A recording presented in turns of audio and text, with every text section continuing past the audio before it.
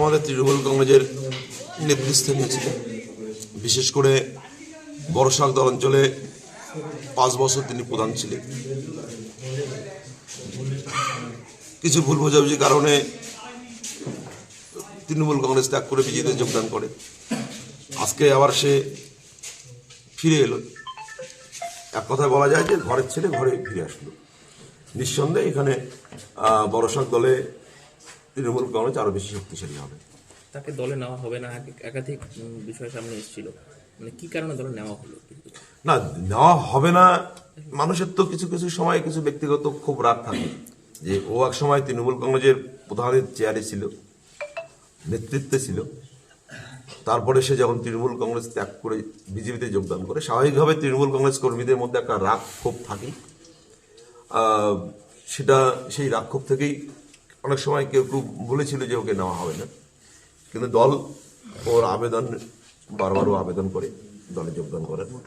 সে জায়গায় দাঁড়িয়ে আমরাও দেখেছি তাপস যেহেতু একসময় তৃণমূল কংগ্রেসের একজন আমাদের নেতৃস্থানীয় ছিল, বিশেষ করে যুব তৃণমূল কংগ্রেসের সহসভাপতি ছিল,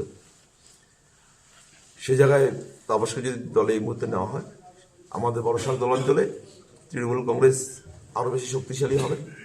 বিশেষ করে ওই ঘাটপাড় চত্বর, যে জায়গাটায় আমাদের পঞ্চায়েত সমিতির সহসভাপতি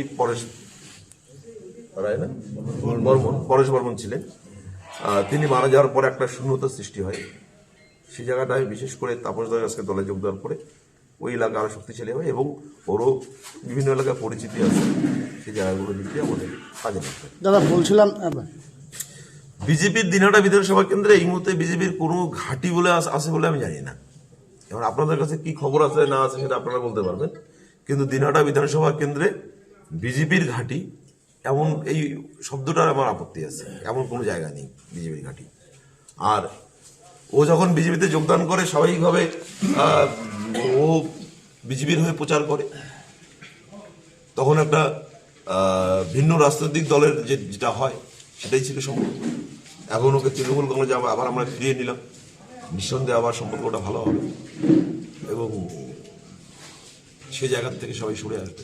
বড়শাক দল গ্রাম পঞ্চায়েত লোকসভা নির্বাচনে দেখা গিয়েছিল 950 ভোটে পিছিয়ে ছিল, সেই জায়গাটা কি এবার পূরণ হবে তাপস দাস দলের সাথে? শুধু পূরণ হওয়া নয়, মানে আমি আজকের দিনে দাঁড়িয়ে তাপস দাস আসার পরে নিঃসন্দেহে সেখানে আমাদের বাড়তি কিছু অক্সিজেন আসবে বা শক্তি আসবে। কিন্তু এমনিতেই আমাদের বড়শাক দল অঞ্চলে আমাদের এই মুহূর্তে যা আমাদের পরিস্থিতি আছে, আজকের দিনে যদি ভোট হয় আমরা বড়শাক দলে প্রচুর ভোটে আমরা জিতব। বিজেপি কোথায়? কে বিজেপি? যেখানে 2-1টা অঞ্চলে বিক্ষিপ্তভাবে কিছু বিজেপির কর্মী যারা আছে, 2-1জন নেতৃস্থানীয় আছে, তারাও এক এক করে সবাই দলে যোগ দিচ্ছে। তো বড়শাক দল অঞ্চলে তৃণমূল কংগ্রেস লিড দেবে, এটা বাস্তব সত্য। তাপস দাস যোগদান করাতে লিডের পরিমাণটা হয়তো আরো কিছুটা বাড়বে।